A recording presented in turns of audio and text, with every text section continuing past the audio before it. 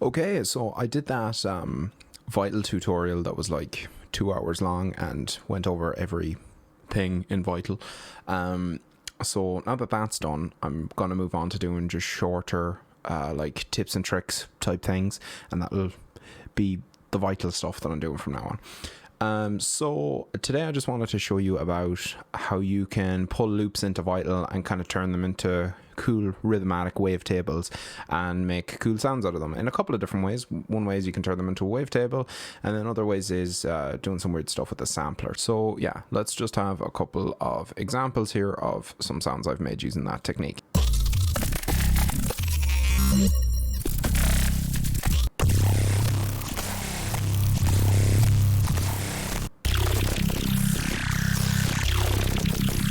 So yeah, using like loops and stuff within Vital is a good way of making sort of weird rhythmatic glitchy bass sounds and effect sounds. So let's just have a look at how you might do that. So I'm just going to open a new instance of Vital here, and I will bring in just some sort of a random drum loop or something like that. So let me just find something here. Okay, so I've found a loop here that'll probably work. It's just a regular drum loop that I've pulled in. So if I drag that sample in here into Vital, we can either import it as a wavetable, vocode, or pitch splice, which will bring it as a wavetable as well. They're just different modes. So wavetable I think usually sounds a bit sharper than vocode.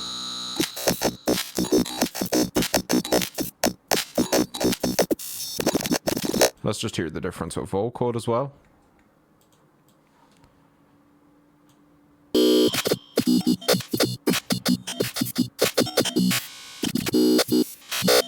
Vocode I think sounds a bit more resonant, and pitch splice for drum loops and stuff tends to sound very similar to the wavetable. So you can pick any of those, they'll all sound cool, but for now we're just going to go with the wavetable option here. So what's cool about bringing in loops as wavetables is that they have their own transients and rhythms and silent spots and spots that are louder and spots that have, you know, really different harmonic structure. So you can get like a lot of variation out of them, and you can get a lot of rhythm out of them. So if we attach this wavetable here to one of the LFOs, let's set the LFO to go over 2 bars because otherwise it's going to be way too fast, and let's attach that to the wavetable. Now we get this.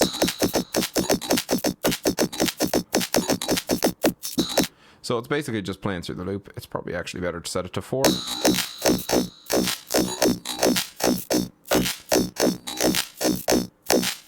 Now it sounds a lot more like the actual loop.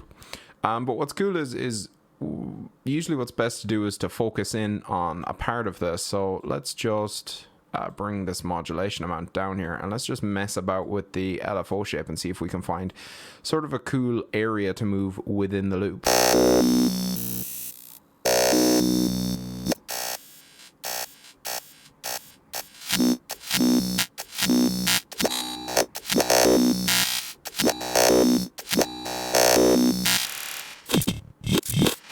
So now I've got kind of a cool rhythmatic glitchy kind of bass sound here. So let's make that a bit more usable. So let's add some unison voices here to widen it up a bit. And then maybe let's take one of these harmonic modes and see if we can change the sound a bit more over time. And let's just attach that to the same LFO we're using for the wavetable. And you can move through these different harmonic modes. They tend to all have sort of a different impact on the wave, but it still keeps kind of the rhythmatic character that it has.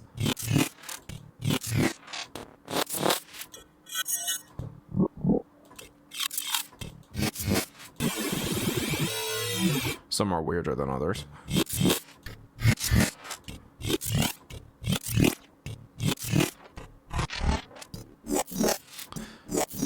For now, I think I like the harmonic stretch.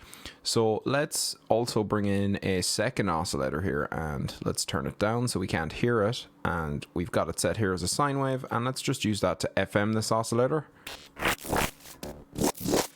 And I find if you FM it just a little bit, it tends to stabilize the sound a bit more.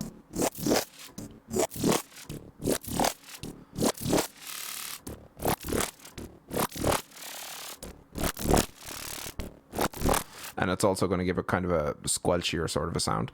And one of the things that's nice to do as well is to maybe slightly detune this over time. So let's take a second LFO here, and let's attach it to the fine tune of the second oscillator that's FM in here, and let's just change that slightly over time so it gets more and more detuned as time goes on. Maybe even more than that.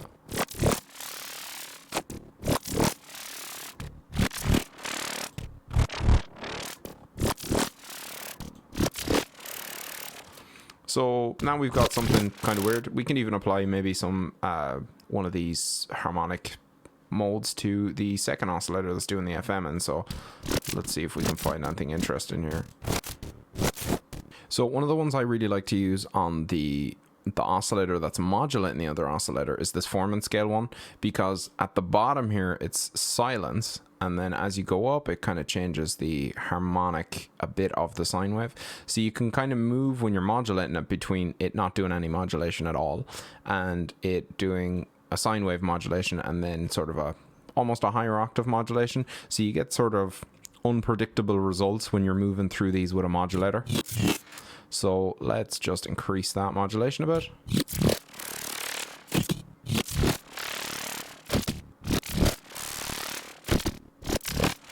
So it's a really cool way of getting like little filler glitchy sounds and little like filler basses and stuff like that. You could of course put a sub under this and use it as like a main kind of a bass, but I prefer it for generating little moments in between maybe main bass patches that you might be using. So there's a lot of variation here as well, and especially if we move through the wavetable here, so we're modulating it a small bit, we can move through the loop here and we're going to get like completely different rhythms and completely different results.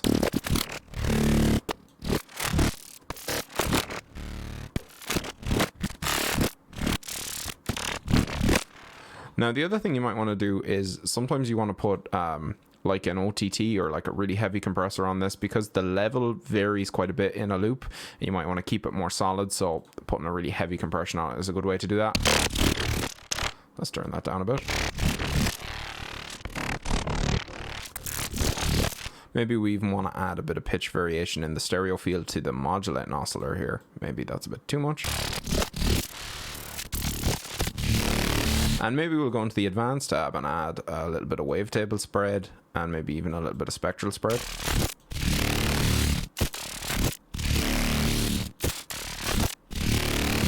You could even, if you have a few little moments in it you like, maybe you'd want to modulate a macro here, modulate the wavetable with a macro here. And let's pick like maybe 5 sections of it that we like. So if we go into the mod remap here, let's set this to 5, so we've got 5 different values across the macro, and then let's just set this to maybe 8, so that will give us just 8 different options that we can use. Hopefully we can find something good in there. And then let's turn on the step here. So now I'm just going to pick different places that I think it sounds good. So let's leave the macro here at the first part.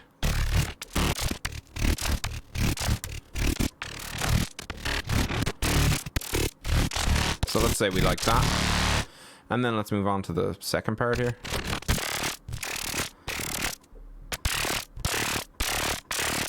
Maybe we want to use it to modulate the harmonic mode here as well, so let's also add that on.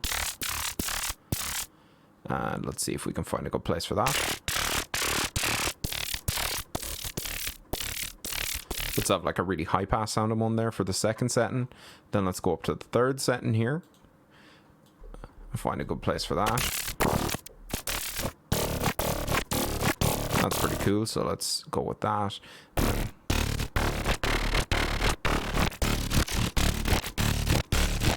That'll do. And turn off left and right. And then the fourth setting here, let's just make sure it's not silence. Let's go with that one. And then the final one.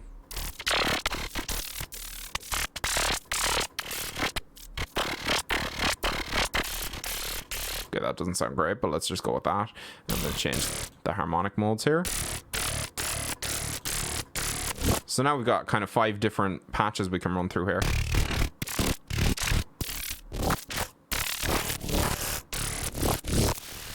Maybe they're not the best, but you get the idea.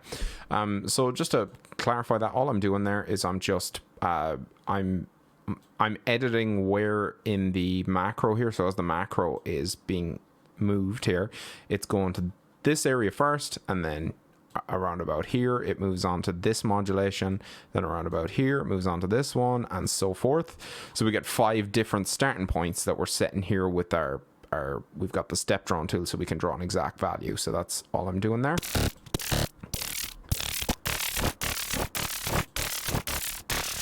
You can see as we move the value here, we're just jumping to different points.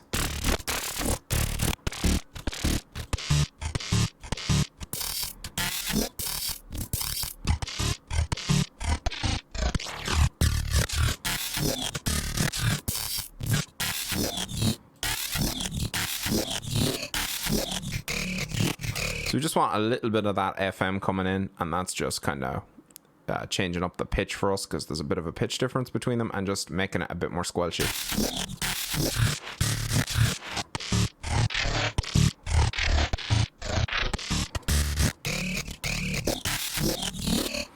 So let's look at a couple of the tricks that I used to make the sounds that I showed you at the start. So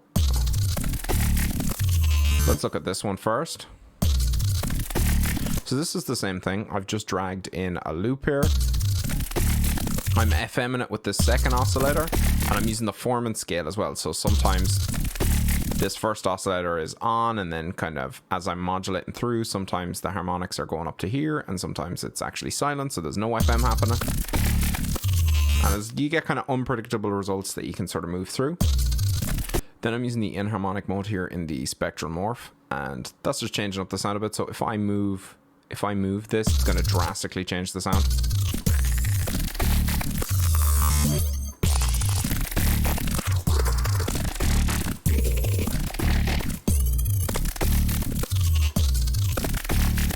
So I might want to set up a macro here and go for various spots in that as well, and then you get a bunch of presets in one preset basically. Other than that, it's pretty much the same. I've got a little detune going on here just so there's a bit of warble between the two oscillators when there is FM happening. And then I've just drawn a shape which is modulating that in a way that I thought sounded good. This next one here is more or less the same, I think. This is more of a practical, I guess, bass. There's not so much of a rhythmatic element coming on here, but you can see how much variation you can get. This is the same loop as the first one. All I've really done is changed the way I'm modulating in it, and I've put on vocode instead of the inharmonic mode that I was using there. And again, I'm just kind of, I think in the advanced tab here, I've got a bit of stereo going on with the spectral spread and the wavetable position, and yeah, that's pretty much it. And then this final one has a bit of a different technique going on here. So what I'm doing here is I have another separate loop dragged into the sampler, and I'm pitch modulating it. So let's listen to it by itself, and let me turn it up. So it's pitched way up, and then it's pitching way down.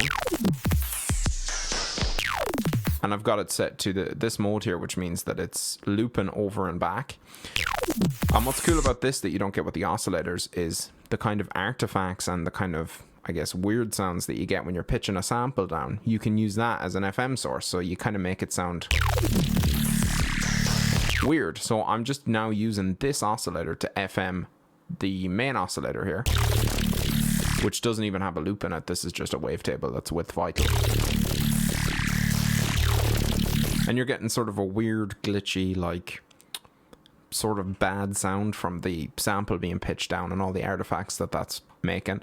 So then to make it stereo, all I've done is taken the stereo mod here, and I've attached it a little bit to the pitch of this sample oscillator, so that there's different pitches in each ear, and so the sample is playing at slightly different speeds. So when I hit it, you can kind of hear this weird different rhythms going on in each ear.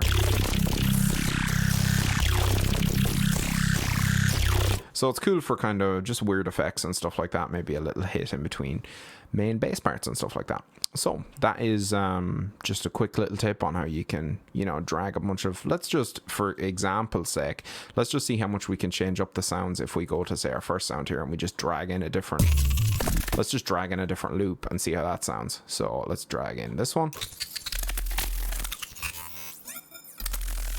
So that's cool as well. And let's drag in another one here. That one's not as cool. That was pretty bad. Let's try another one. So you can see you can just basically drag in loops and you get different kind of weird wavetable-ish bass sounds. And the cool thing about it is you're getting a lot of happy accidents that you're not expecting, and sometimes you'll find little parts of the sound that are really cool and you can further adjust them and you get some cool stuff. So that was that. I just wanted to say a couple of things here first before I leave you. I will be releasing a sample pack for Vital very, very soon. A subset of those samples will be free, probably about half of them. And then the rest, the full amount, will be going to people who are supporting me on Patreon and our channel members. I haven't got a Patreon yet, but I'm starting one. I have a couple of members on here as well. So that will kind of be the way I'm doing things. I'll be releasing sample packs for free all the time that people can download, and tracks for Bitwig and stuff that people can download, and then the people, you know, who are supporting me are just going to get, you know, a little bit more.